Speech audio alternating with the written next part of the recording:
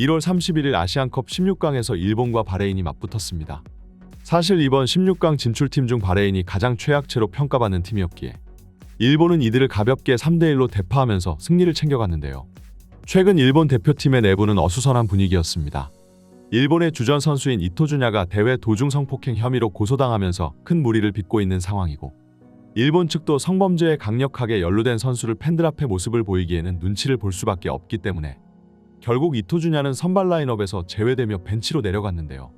이토주냐는 주전 선수였기 때문에 일본의 전력이 약화되는 것을 두려워했던 일본 팬들이었으나 그런 걱정과는 다르게 여전히 일본의 공격력은 매서웠습니다. 30분경 일본 선수의 중거리 슈팅이 상대 골대를 맞고 강하게 튕겨나왔고, 그 세컨볼을 도안리치가 잡아내며 선제골을 기록했습니다. 그리고 그 후 쿠보가 박스 안에서 두 번째 추가골을 기록했고, 이 골은 처음에는 오프사이드 판정을 받았으나 비디오 판독 후 일본의 정당한 골로 판정이 번복되었습니다. 그리고 후반전 우에다가 바레인의 측면 수비를 부수고 들어가면서 세 번째 골을 기록했고, 이로써 일본은 낙승을 거두며 8강 진출에 성공했는데요.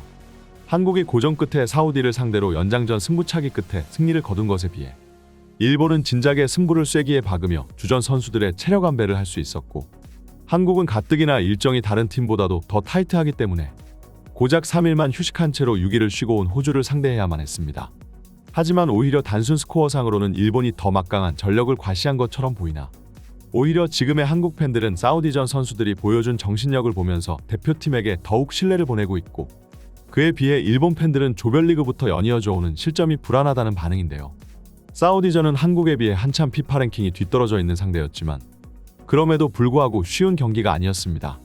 일단 가장 큰 문제점은 감독의 전술 싸움에서부터 지고 들어갔다는 것인데요. 클린스만은 16강이 닥치자 갑자기 요행을 부리면서 평소에 써오던 포백을 버리고 3백을 기용해 팬들을 깜짝 놀라게 했습니다. 이것은 그동안 지목받아왔던 문제점인 이기재와 박용우 그리고 조규성을 선발 라인업에서 제외해버리며 다른 선수들을 기용해 돌파구를 마련해보고자 하는 클린스만의 전술 변화였으나, 정작 이 3백 기용으로 인해 공이 후방에서만 헛돌뿐 실속 있는 플레이를 전혀 펼치지 못했습니다.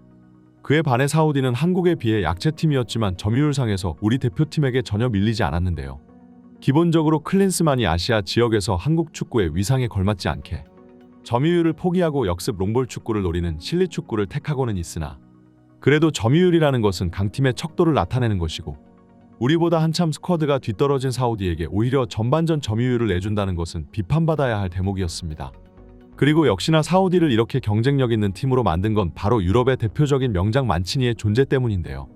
만치니는 과거 맨체스터 시티와 인터 밀란, 이탈리아 대표팀 등 세계적인 팀들을 수도 없이 지휘해왔었고, 최근 빈살만의 투자 아래 엄청난 돈을 쏟아붓고 있는 사우디는 대표팀의 전력 강화를 위해 유럽에서 내로라 하는 이 명장에게 엄청난 연봉을 약속하면서 사우디의 사령관으로 앉혔습니다.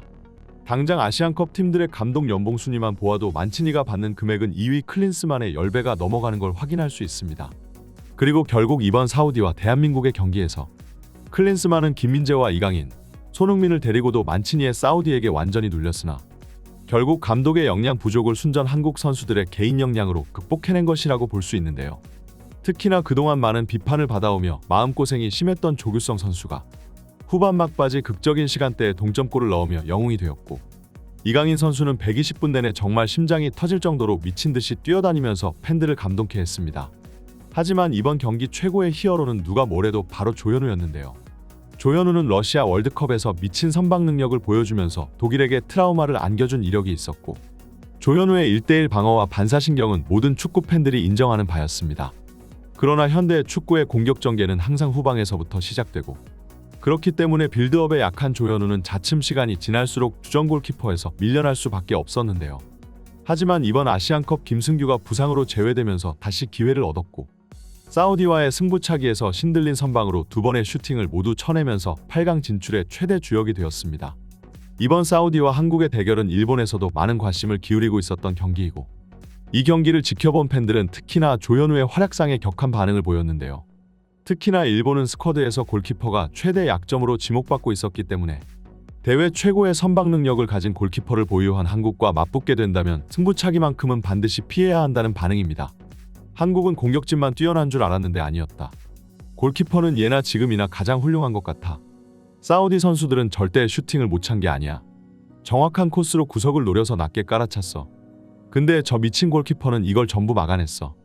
만약 나중에 한국과 맞붙게 된다면 승부차기만큼은 반드시 피해야 할 거야.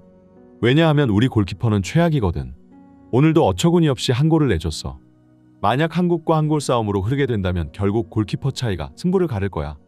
현재 일본의 골키퍼는 스즈키 자이온이라는 흑인 혼혈의 선수로 지금은 벨기에 리그에서 뛰고 있으며 이번 시즌에는 잉글랜드의 명문 클럽 맨체스터 유나이티드와 연결됐을 정도로 유럽에서 꽤나 그 재능을 높게 평가받고 있는 골키퍼였는데요. 그러나 일본 팬들은 이번 아시안컵 대회로 인해 자이온의 빅리그 진출은 물 건너갔다는 반응입니다. 바로 이번 대회에서 스즈키 자이온의 진짜 실력이 모두 까발려졌기 때문이죠. 당장 수비가 가장 강하다고 평가받는 일본이 이번 조별리그에서 무려 4개의 실점, 그리고 이번 바레인전에서 또 다시 추가 실점을 한 것은 바로 이 스즈키 자이온의 공이라 해도 과언이 아닌데요. 스즈키 자이온은 형편없는 반사신경과 선방 능력으로 계속해서 일본 후방 지역의 최대 불안점이 되어가고 있으며 이마저도 부족한지 오늘 바레인전에서는 자책골까지 직접 기록했습니다. 코너킥 상황에서 높게 떠오른 슈팅을 두 손으로 잡아내려다 그만 눈앞에 있는 일본 수비수의 머리에 덩크를 꽂아버렸고 그 튕겨나온 공조차 다시 잡아내지 못해 결국 자이온의 손을 맞고 골문 안으로 빨려 들어가는데요.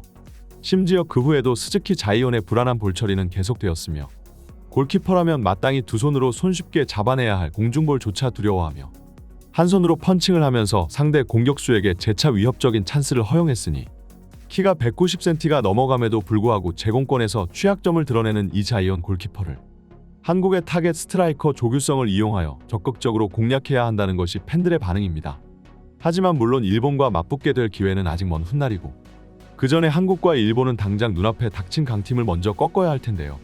일본은 8강에서 시리아 혹은 이란과 맞붙게 되며 아마도 중동 최강팀인 이란이 가볍게 시리아를 꺾고 올라올 것으로 예상됩니다. 특히나 상대 전적에서 대한민국은 이란에게 특히나 약한 모습을 보였기 때문에 차라리 이란이 아닌 일본과 맞붙는 게 더 승리 확률이 높을 수도 있다는 분석인데요. 그리고 대한민국은 8강부터 아주 힘든 상대를 만나게 되는데 그것이 바로 호주이죠.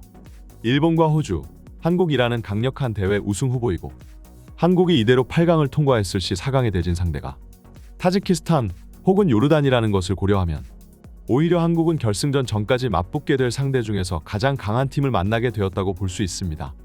기본적으로 호주의 전력 자체도 굉장히 뛰어난 편이나 한국 입장에서는 억울한 것이 호주는 1월 28일 날 경기를 해서 이번 8강전까지 6일 가까이를 쉬는 것에 반해 한국 대표팀은 사우디와 연장전까지 가는 치열한 혈투를 벌이고도 고작 3일밖에 휴식하지 못한다는 것인데요.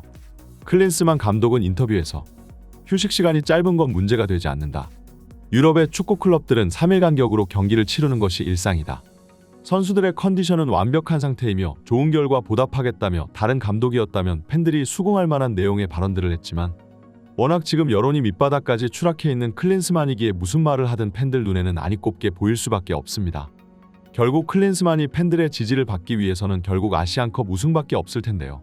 다음 8강전에서도 한국 선수들이 뛰어난 정신력으로 승리를 쟁취해낼 수 있기를 기원합니다. 이번 소식은 여기까지입니다. 지금까지 풋볼 랭킹이었습니다. 구독과 좋아요는 영상 제작에 큰 힘이 됩니다. 감사합니다.